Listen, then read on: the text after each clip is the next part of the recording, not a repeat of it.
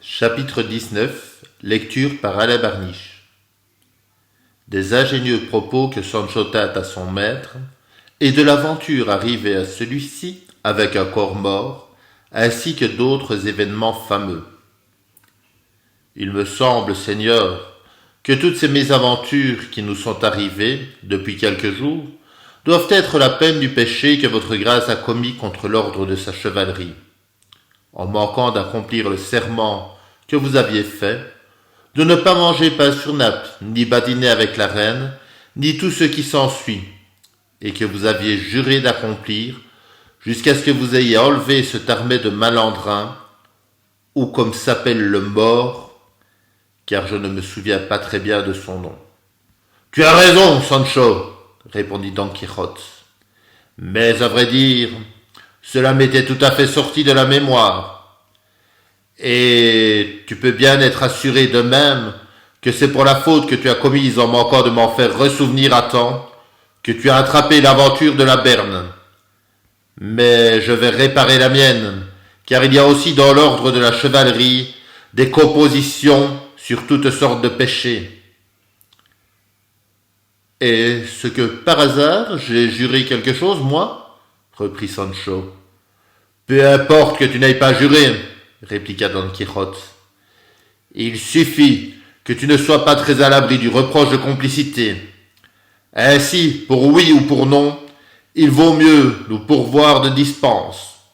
Ma foi, s'il en est ainsi, reprit Sancho, que votre grâce prenne garde à ne pas oublier ce nouveau serment comme l'autre, car les fantômes pourraient bien reprendre l'envie de se divertir encore avec moi, et même avec votre grâce, s'ils la voient en rechute. Durant ces entretiens, et d'autres semblables, la nuit les surprit au milieu du chemin, sans qu'ils sussent comment avoir, ni comment découvrir où se mettre à l'abri. Et le pis de l'affaire, c'est qu'ils mouraient de faim, car avec le bissac s'était envolée toute la provision. Pour achever pleinement leur disgrâce, il leur arrive une aventure qui, cette fois, et sans artifice, pouvait bien s'appeler ainsi. La nuit était venue, et fort obscure. Cependant, ils cheminaient toujours. Sancho, croyant que de bon compte, on ne pouvait faire plus d'1 à 2 lieues sur la grande route sans rencontrer quelque hôtellerie. Or donc, pendant qu'ils marchaient ainsi par la nuit noire, l'écuyer mourant de faim, et le chevalier avec grand appétit, voilà qu'ils aperçurent venir sur le chemin qu'ils suivaient une grande multitude de lumières qui semblaient autant d'étoiles mouvantes. À cette vue, Sancho perdit la carte, et son maître sentit un peu la chair de poule. L'un tira son âne par le licou, l'autre son bidet par la bride, et tous deux se tinrent coi, regardant avec grande attention ce que pouvait être. Ils virent que les lumières venaient droit de leur côté, et que plus elles s'approchaient, plus elles semblaient grandes. Pour le coup, Sancho se mit à trembler de tous ses membres, comme un épileptique, et les cheveux se dressèrent sur la tête de Don Quichotte, lequel s'animant néanmoins un peu. « Voici, sans doute, dit-il, une grande et périlleuse aventure, où il va falloir, Sancho, que je montre toute ma force et tout mon courage. » Malheureux que je suis, répondit Sancho, si c'est une aventure de fantôme, comme elle m'en a tout l'air, où trouver des côtes pour y suffire? Tout fantôme qu'il puisse être, s'écria Don Quichotte. Je ne permettrai pas qu'il te touche seulement au poil du pourpoint. S'il t'en fait un mauvais tour l'autre fois, c'est que je n'ai pu sauter les murs de la basse-cour, mais nous sommes maintenant en rase campagne, où je pourrais jouer de l'épée tout à mon aise. Mais s'il vous enchante et vous engourdisse comme la fois passée, répliqua Sancho, que vous servira-t-il d'avoir ou non la clé des champs? En tout cas, reprit Don Quichotte, je te supplie, Sancho, de reprendre courage. L'expérience te fera voir quel est le mien. Eh bien, oui, j'en aurai, s'il plaît à Dieu, répondit Sancho. Et tous deux, se détournant un peu du chemin, se remirent à considérer attentivement ce que pouvaient être les lumières qui marchaient. Ils aperçurent bientôt un grand nombre d'hommes, enchemisés dans des robes blanches. Et cette effrayante vision acheva si bien d'abattre le courage de Sancho Panza qu'il commença à claquer des dents comme dans un accès de fièvre tierce. Mais la peur et le claquement augmentèrent encore quand ils virent enfin distinctement ce que c'était. Ils découvrirent au moins une vingtaine de gens en chemise, tous à cheval, tenant à la main des torches allumées, derrière lesquelles venait une litière tendue en deuil, que suivaient 6 autres cavaliers habillés de noir jusqu'aux pieds de leurs mules. Car on voyait bien, au calme de l'allure de ces bêtes, que ce n'étaient pas des chevaux. Ces fantômes blancs cheminaient en murmurant d'inintelligibles paroles d'une voix basse et plaintive. Cette étrange apparition à une telle heure et dans un tel lieu désert suffisait bien pour faire pénétrer l'effroi jusqu'au cœur de Sancho, et même jusqu'à celui de son maître. Néanmoins, tandis que toute la résolution de Sancho faisait naufrage, le contraire arriva pour Don Quichotte, auquel sa folle imagination représenta sur-le-champ que c'était une aventure de ses livres. Il se figura que la litière était un brancard où l'on portait quelques chevaliers morts ou grièvement blessés, dont la vengeance était réservée à lui seul. Sans plus de réflexion, il s'affermit bien sur la selle, met en arrêt sa pique de messier, et d'une contenance assurée va se planter au beau milieu des gens, au beau milieu du chemin où devaient forcément passer les gens aux blancs manteaux. Dès qu'il les vit s'approcher, il leur cria d'une voix terrible: « Halte là, chevalier! Qui que vous soyez, halte là! Dites-moi qui vous êtes, d'où vous venez, où vous allez, ce que vous menez sur ce brancard. Selon toutes les apparences, où vous avez fait, où l'on vous a fait quelque tort et grief. Il convient donc, et il est nécessaire, que j'en sois instruit, soit pour vous châtier du mal que vous avez fait, soit pour vous venger de celui qu'on vous a fait. »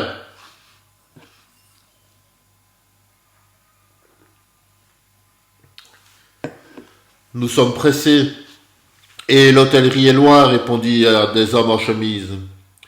Nous n'avons pas le temps de vous rendre tous les comptes que vous demandez. Et piquant sa mule, il voulut passer outre.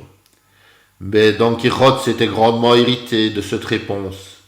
Saisissant la mule par le mors: « Halte là, vous dis-je, et soyez plus poli, qu'on réponde à ce que j'ai demandé, ou sinon je vous déclare la guerre à tous, et vous livre bataille. »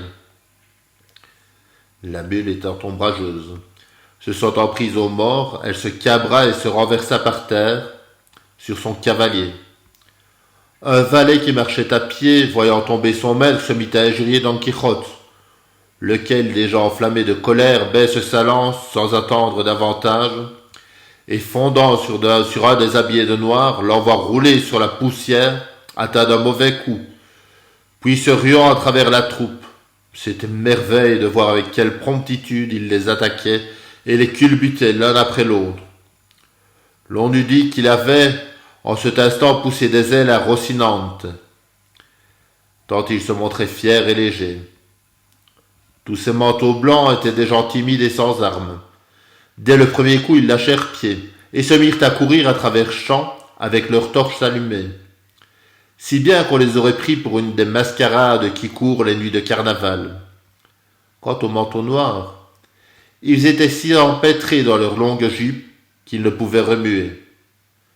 Don Quichotte put donc les bâtonner et les chasser tout devant lui, restant à bon marché maître du champ de bataille.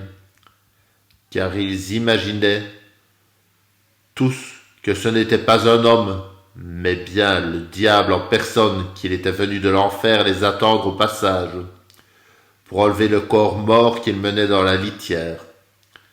Sancho, cependant, regardait tout cela, admirant l'intrépidité de son seigneur, et disait dans sa barbe: « Sans aucun doute, Ce mien maître-là est aussi brave et vaillant qu'il le dit. » Une torche était restée, brûlant par terre, auprès du premier qui avait renversé la mule.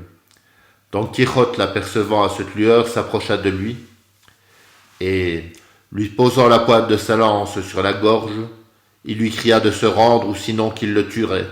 « Je ne suis que trop rendu, répondit l'homme à terre, puisque je ne puis bouger, et que j'ai, je crois, la jambe cassée.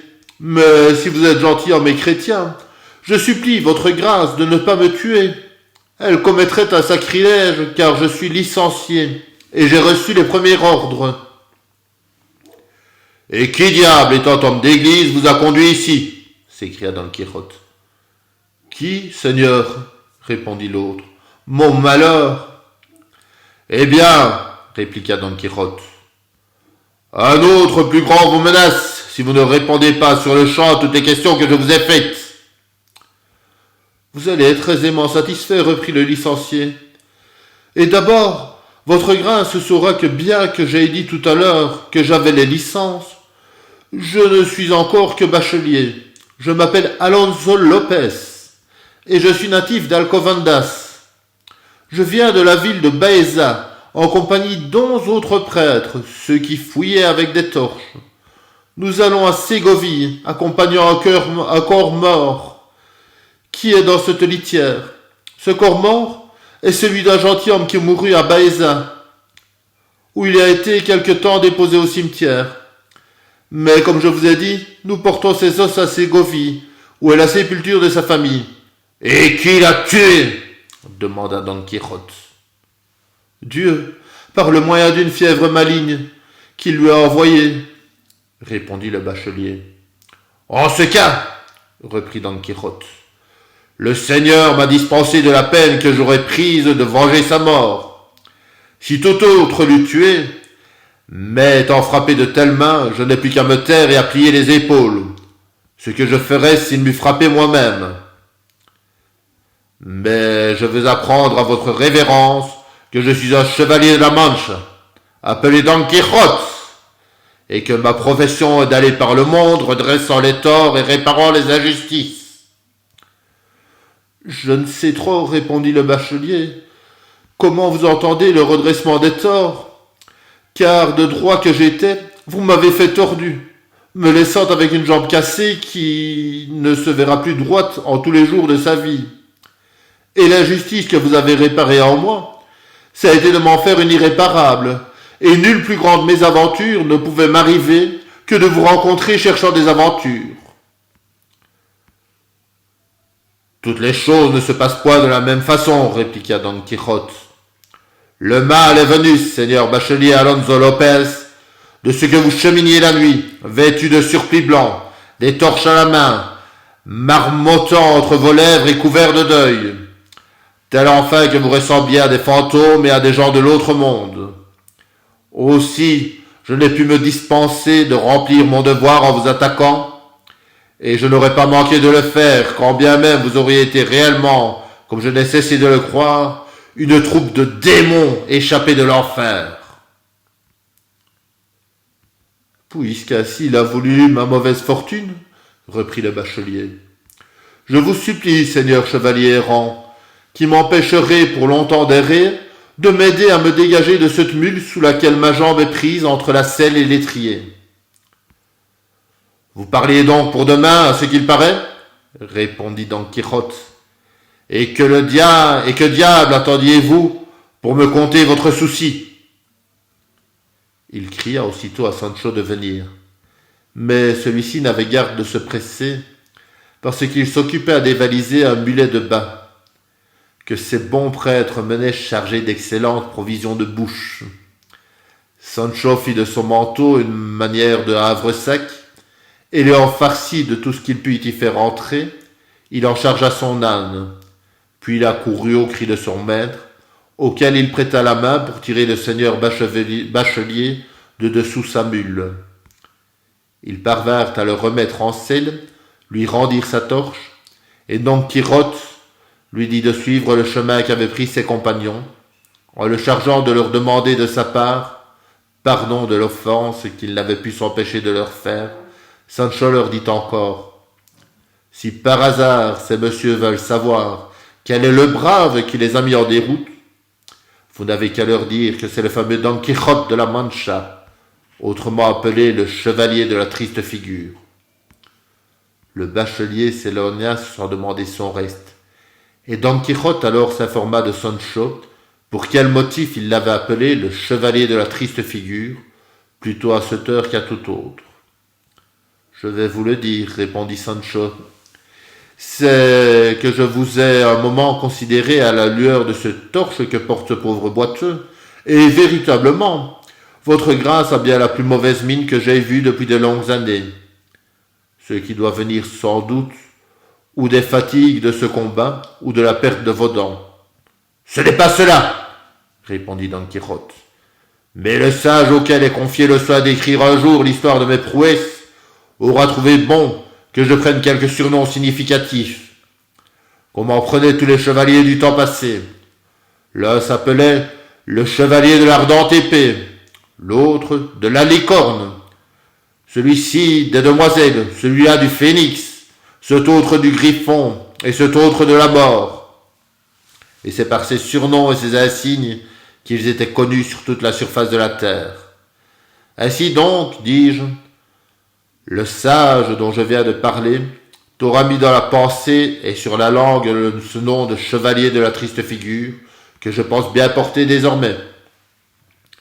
Et pour que ce nom m'aille mieux encore, je veux faire peindre sur mon écu, dès que j'en trouverai l'occasion, une triste et horrible figure. »« Par ma foi, Seigneur, reprit Sancho, il est bien inutile de dépenser du temps et de l'argent à faire peindre cette figure-là. Votre grâce n'a qu'à montrer la sienne et à regarder en face ceux qui la regarderont. Et je vous réponds que sans autre image et sans nul écu, ils vous appelleront tout de suite le chevalier de la triste figure. Et croyez bien que je vous dis vrai, car je vous assure, soit dit en badinage, que la faim et le manque de dents vous donnent une si piteuse mine qu'on peut, comme je l'ai dit, très aisément épargner la peinture. » Don Quichotte se mit à rire de la saillie de son écuyer, mais pourtant n'en résolut pas moins de prendre ce surnom en faisant peindre son bouclier comme il l'entendait. « Sais-tu bien, Sancho, lui dit-il ensuite, que me voilà t'excommunié pour avoir violemment porté les mains sur une chose sainte suivant le texte? Si quis suandante diabolo, etc. Et cependant, à vrai dire, je n'ai pas porté les mains, mais cette pique. Et d'ailleurs, je ne pensais guère offenser des prêtres et des choses de l'Église, que je respecte et que j'adore comme fidèle chrétien catholique que je suis, mais au contraire des fantômes et des spectres de l'autre monde. Et quand il en serait ainsi, je n'ai pas oublié ce qui arriva au Cid Roy Diaz, quand il brisa sa chaise de l'ambassadeur d'un certain roi devant sa sainteté le pape qui l'excommunia pour ce fait. Ce qui n'empêche pas que le bon Rodrigo de Vivar n'eût agi ce jour-là en loyal et vaillant chevalier.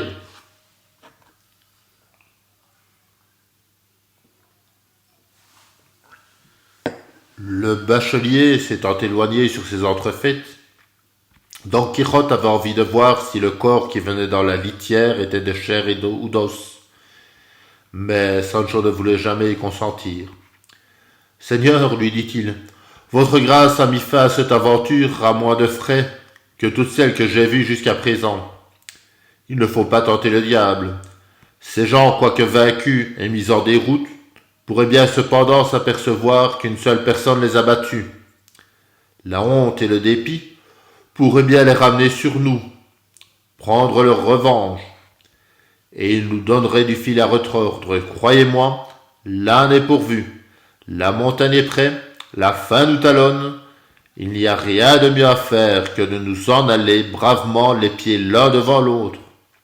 Et comme on dit, que la mort aille à la sépulture et le vivant à la pâture. » Là-dessus, prenant son âne par le licou, il pria son maître de le suivre, lequel obéit, voyant que Sancho avait la raison de son côté.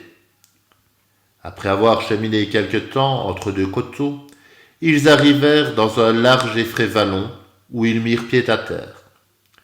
Sancho soulagea bien vite son âne, puis maîtres et valets étendus sur l'herbe verte, ayant toute la sauce de leur appétit, déjeunèrent, dînèrent, goûtèrent et soupèrent tout à la fois, pêchant dans plus d'un panier de viande froide que messieurs les prêtres du défunt, gens qui rarement oublient les soins d'ici-bas, avaient eu l'attention de charger sur les épaules du mulet. Mais il leur arriva une autre disgrâce, que Sancho trouva la pire de toutes. C'est qu'il n'avait pas de vin à boire, pas même une goutte d'eau pour se rafraîchir la bouche.